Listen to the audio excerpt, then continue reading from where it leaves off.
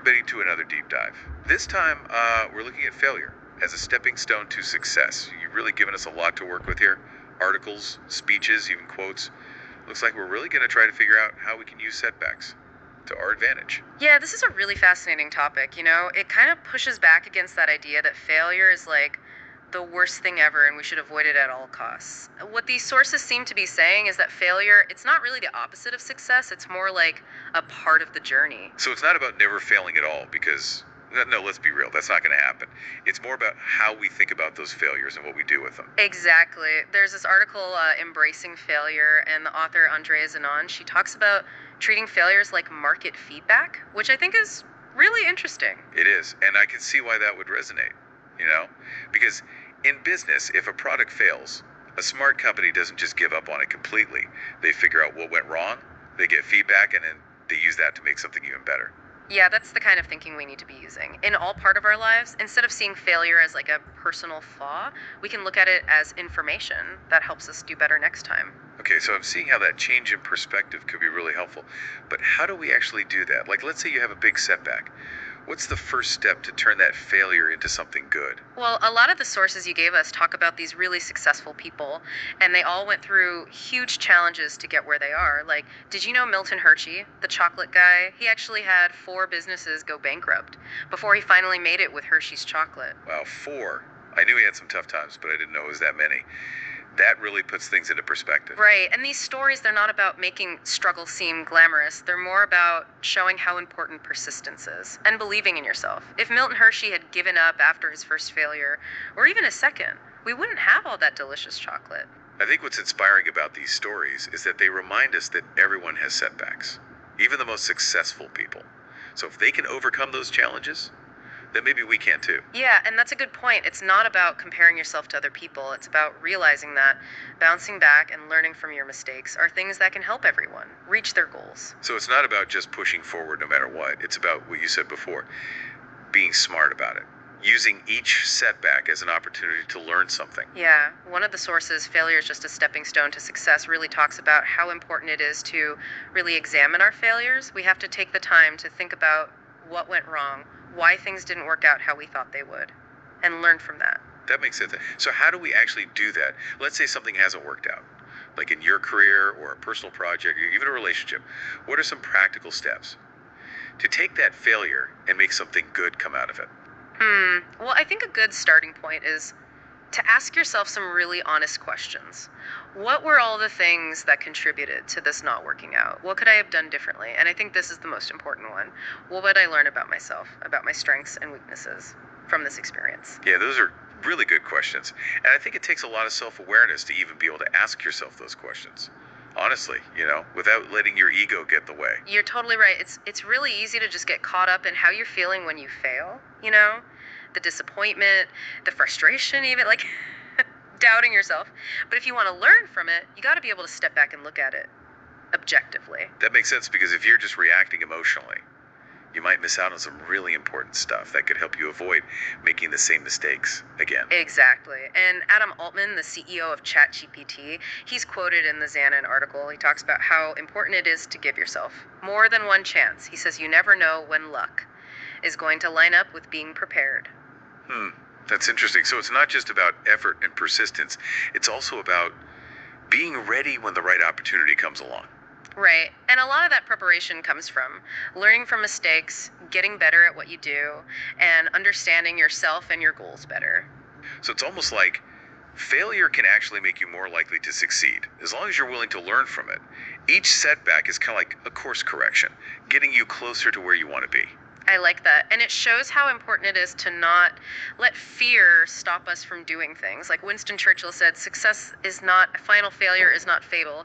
It is the courage to continue that counts. I think that quote really gets to the heart of what we're talking about.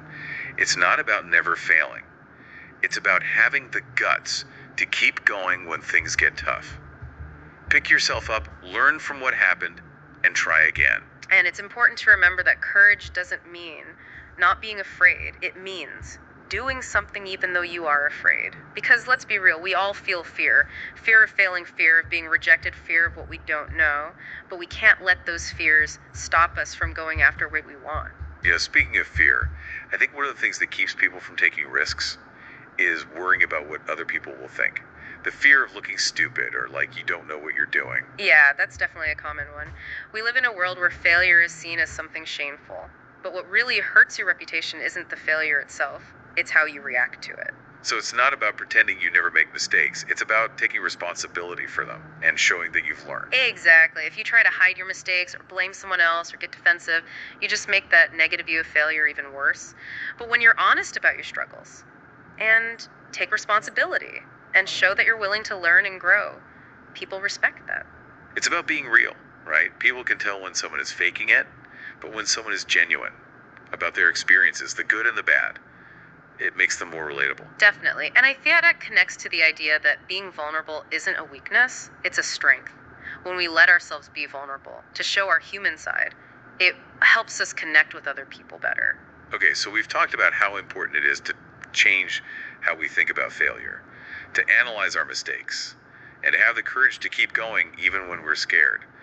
But what about someone who's just been stuck in this cycle of fear and avoiding things? Where do they even start to put these ideas into practice? That's a good question. I think the first thing is to pick one part of their life where they've been holding back because they're afraid to fail. It could be anything: starting a new project, trying a new hobby, having a tough conversation, or even just trying something new. So just choose one thing and focus on that. Exactly. And then once they've picked that area, I would ask them this: what's the smallest, easiest step they can take today to get started? It doesn't have to be a huge thing, just one small action to get things moving. I like that because we often get overwhelmed by how big something seems, and that stops us from even beginning. But if we break it down into smaller steps that we can actually do, it feels a lot less scary.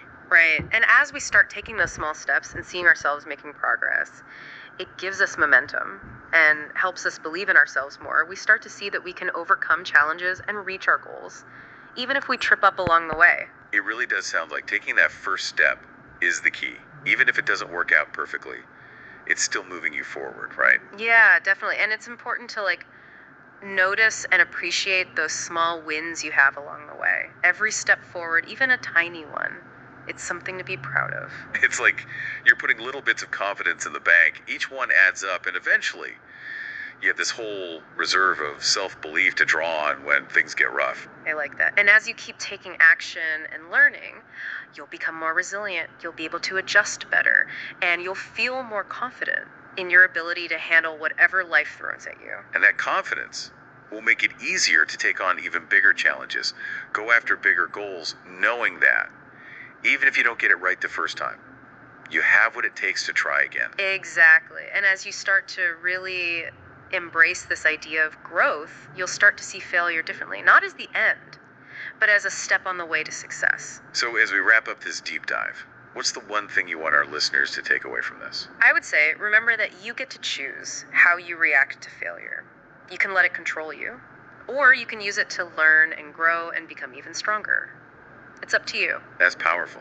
And it really sums up everything we've talked about today. Failure is going to happen. But what it means for us is up to us. Yeah, it is. And I truly believe that everyone has the potential to do amazing things. But to reach that potential, we have to be willing to face challenges, learn from our mistakes, and never give up on what we want to achieve. So, our listener, this week I want you to think about what we've discussed. What's one thing in your life where you've been holding back because you're afraid to fail? What's one small step you can take today to move forward, knowing that even if you stumble, you can turn that into a stepping stone? Those are really good questions to think about. And remember the path to success. It's rarely a straight line. There will be detours, bumps in the road. But if you use the things we've talked about today, you can handle those challenges with resilience and grace and a renewed sense of purpose. Thanks for joining us on this deep dive. We'll see you next time.